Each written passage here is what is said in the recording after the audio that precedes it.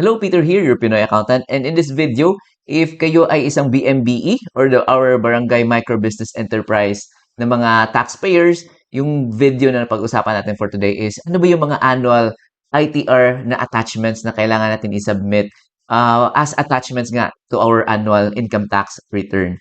So, number one question is, saan ba ito isasubmit? So, hindi nyo na kailangan pumunta sa inyong RDO, but instead, kailangan nyo gumawa ng account sa EAFS.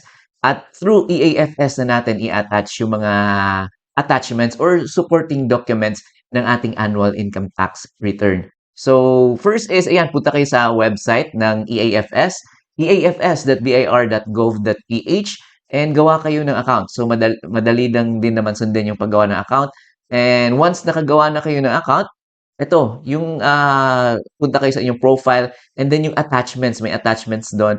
And ito yung pipiliin nyo, yung period, the annual is for the taxable year December, yan, 12, or the month is December, and the year is 2025. So, once napili nyo na yan, lalabas itong income tax.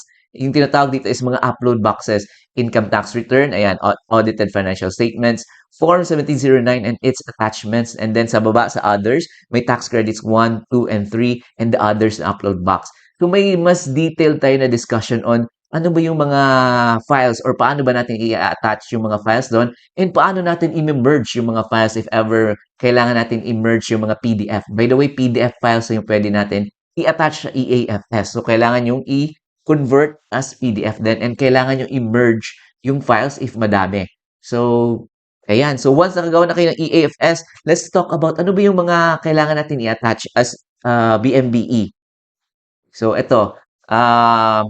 Since BMBE tayo, ayan. So, sa upload box, yung pinakita natin kanina, ito yung mga files na i-attach natin. So, sa income tax return na upload box, ayan, yung i-attach natin is filing reference if EFPS kayo, but most of us, EBIR form yung gamit. So, yung i-attach natin dyan na upload box is yung tax return receipt confirmation email.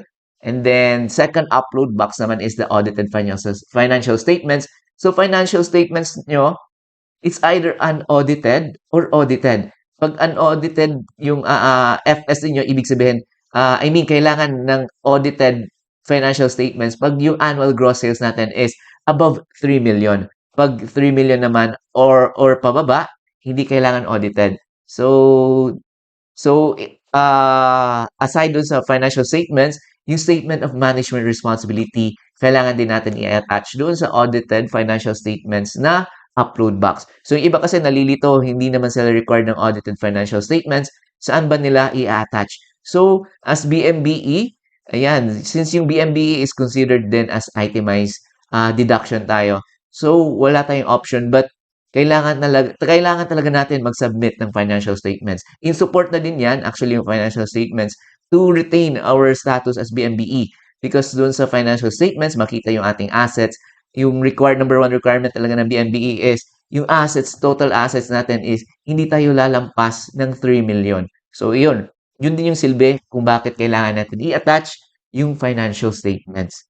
So, next natin is Form 1709 and its attachments. So, hindi ito masyadong applicable sa atin. Applicable na to if may mga related parties tayo, but in most cases, wala tayo niyan. And then, tax credits.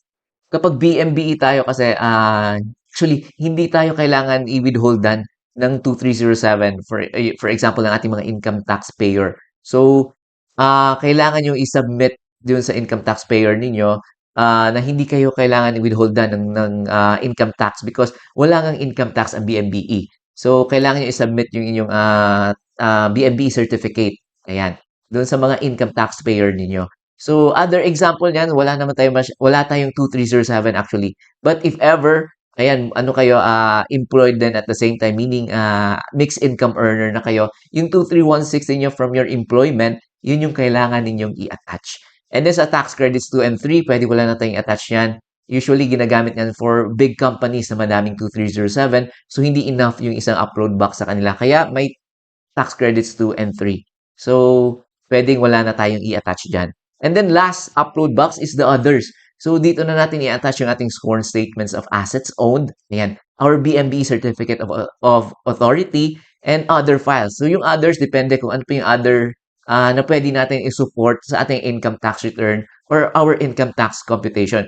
But if wala naman, okay lang na yung i-attach natin sa others is yung ano lang, sworn statements of assets owned and the BMBE certificate of authority. Ayan. So, next is ipapakita ko yung mga example so that hindi kayo malito kung ano ba yung tax return receipt confirmation, ano ba yung mga sworn statements. So, in our next slide, ayun, papakita ko sa inyo. So, ito yung example natin ng tax return receipt confirmation email. So, once successfully EBIR form yung ginamit nyo, successfully na-submit na ninyo yung inyong annual ITR, ayan, mag-i-email yung BIR. Ito yung email ng example natin is from EBIR form, no reply at bir.gov.ph. So, this confirms receipt of your submission. And then, ipiprint nyo to as PDF, isa-save nyo as PDF. So, ito yung isi-save natin or i-upload sa ating EAFS doon sa annual ITR na upload box. Ayan. And then, next natin na example is if 3 million pababa yung ating annual gross sales, ayan, hindi kailangan audited yung financial statements natin. So, ito yung mga example ng unaudited financial statements. So, yung complete set ng financial statements, again, statement of financial position or your balance sheet natin, statement of income or income statement. And then, usually, yung ibang RDOs would allow na itong dalawa lang, balance sheet and the income statement.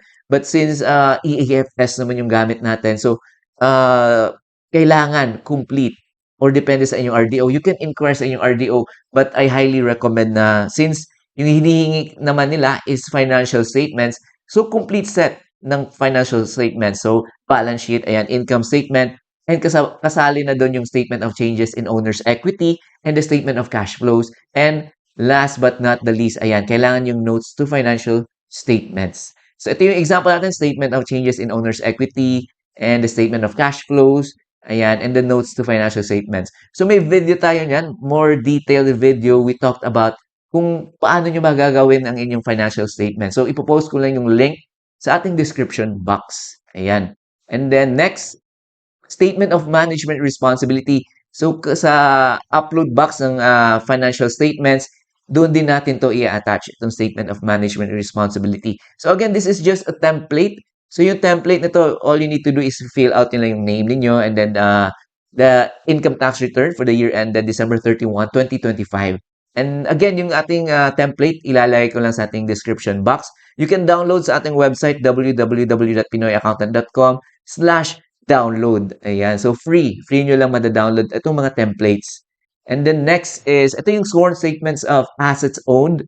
So, dito nakalagay yung assets na ginagamit natin sa ating business. So, yung personal assets nyo, hindi nyo ilalagay dito. And yung ito is as of December 31, 2025 na assets ng business ninyo, ng inyong barangay micro business enterprise. So, for example, you are selling sa Lazada or Shopee or TikTok. So, ilalagay nyo lang dito actually just yung name nyo, yung address, and then sole proprietor, ayan, yung DTI, ayan, and then the BMB certificate number. And then sa number 2, ililist nyo na yung mga assets niyo, ayan, are worth, magkano yung total, and then ilalagay nyo na magkano yung cash, ayan, inventory, laptop, printer, supplies, and equipment. So, yan yung mga common na examples ng assets na gamit natin sa ating business. Ayan. And then, yung sworn statements of assets, kailangan natin ipa-notarize sa ating mga suking abogado. So, ayan. So, kailangan notarize yung isasubmit natin. So, next is the BMB Certificate of Authority. Ayan, be sure lang na hindi pa expired yung inyong Certificate of Authority. Pag expired yan, ibig sabihin hindi na kayo qualified to avail ng ating income tax exemption. So, yan yung ating example, BMB Certificate of Authority. So, yun. Yun lang ating video for today. Quick video lang. Ayan, nag-run through tayo. Ano ba yung mga attachments na-required sa ating mga BMBE? So, again, ito, i-review nyo lang ano yung mga kailangan natin i-attach. And then, yun, gawa kayo ng EFAS na accounting nyo is free naman. Punta kayo sa eafs.bir.gov.ph. So, yun lang ating video for today. If may mga tanong kayo, just comment down below. And sa mga nag-subscribe, thank you very much. Sa mga nag-comment, super thank you sa mga nagsusupport sa ating channel. And if you would want to support, ayan, you can go to our website then, www.pinoyaccountant.com/donate. So, super thank you sa mga nag-support sa ating channel. And so that, patuloy, we can continue doing our free videos on mga tutorials and about sa mga business compliance, sa mga BIR, ayan, especially doon sa mga bookkeeping and other accounting matters. So again, thank you again for watching and I'll see you in our next videos.